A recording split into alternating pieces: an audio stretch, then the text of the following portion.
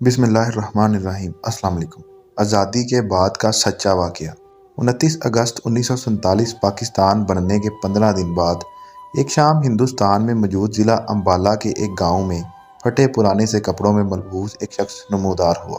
फकीराना सा हुलिया अपनाए वो दर दर भीख मांगता फिरता और रात होते ही कहीं भी पड़कर सो जाता।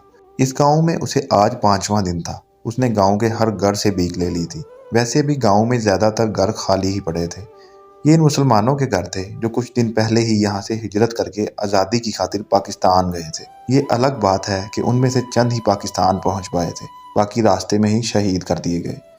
इस गांव और आसपास के गांव में अब सिर्फ हिंदू और सिखों का राज था। इन्हीं गांव में से एक गांव में वीरान पड़ा एक घर इस फकीर का भी था। अगले दिन ये फकीर दूसरे गांव की तरफ चल पड़ा। इस गांव में भी इसने सारे घर छान लिए, मगर इसकी मुराद पूरी ना हुई। कुछ दिन बाद वो तीसरे गांव की तरफ जा रहा था कि अचानक उसका सामने से बैल लेकर आते एक जवान लड़के से हो गया। लड़के को देखकर फकीर बने इस शख्स की आंखों में पहचान का तासुर उभरा। वो दौड़कर उस जवान तक पहुंचा। इतनी देर में उस जवान की नज़र भी इस फकीर पर पड़ गई थी। ताया, जवान के लहजे में दुनिया जहान की हैरत थी। फिर वो जवान इस फकीर तक पहुंचा और इसके गले लगकर फूट फूट कर रोया। इसकी ज़ुबान पर बस एक ही तकरार थी, ताया मुझे यहाँ से ले चलो, मुझे पाकिस्तान जाना है। इतने में दूर से एक सिख आता दिखाई दिया। जवान ने फकीर को बताया कि ये बैल इस सिख के हैं और इसने इसे ज़बरदस्ती अपने पास रखा हुआ है। फकीर इस जवान को जल्द यहाँ से आज़ादी की नवीद सुनाकर एक तरफ चल पड़ा। शाम होते ही वही फकीर जोली पहने घर घर भीख की सदा देने लगा कि अचानक सिखों के एक घर का दरवाज़ा खुला और इसमें से एक लड़की ने हाथ में आटे की प्लेट लेकर बाहर झांका। फकीर पर नज़र पड़ते ही इस लड़की के हाथ से प्लेट छूट गई। चचा सदीक, लड़की के मुंह से बेसाख्ता निकला और साथ ही आंखों से आंसू भी। चुप रहो। फकीर ने अपने होंठों पर उंगली रखकर लड़की को खामोश रहने का इशारा किया। इन लोगों को पता चल गया तो मैं मारा जाऊंगा। मैं तुम लोगों को ही लेने आया हूँ और जल्द यहाँ से सबको लेके जाऊंगा। लड़की का बस नहीं चल रहा था, वरना वो इसी वक्त इस फकीर के साथ चल पड़ती।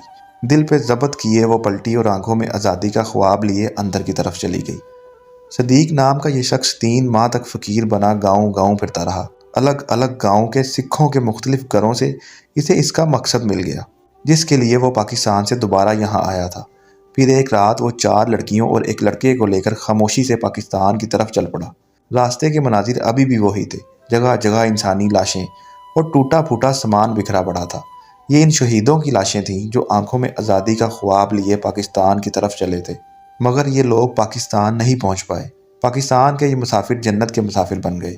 मोहम्मद सदीक इन सब को लेकर पाकिस्तान महाजरों के कैंप में जा पहुंचा, जहां इसके कबीले के लोग पहले से मौजूद थे जिनको ये लेकर आया था। इनमें से एक लड़की चंद दिन बाद फौत हो गई थी। शायद वो अब तक इसलिए जिंदा थी कि इसे अपने पाकिस्तान की मिट्टी में दफन होना था। ये कोई फर्जी कहानी नहीं है, ये मेरे मरहूम वालिद साहब ने मुझे सुनाई थी। वो कहते थे कि जब लुटे पुटे हम पाकिस्तान पहुंचे तो कई लोगों को खो चुके थे। हमारे कबीले की 4 लड़कियां भी सिख उठा कर ले गए, जिनको मेरे फुफ्फा सदीक 3 माह फ़कीर बने तलाश करते रहे और वापस लेकर आए। मेरे वालिद साहब ने जब यह किस्सा मुझे सुनाया तो उनकी आंखों में आंसू थे। मेरा दिल कट कर रह गया। इनके आंसू ये बताने के लिए काफ़ी थे कि अरसा दराज गुजर जाने के बावजूद ज़ख्म आज भी हरे हैं।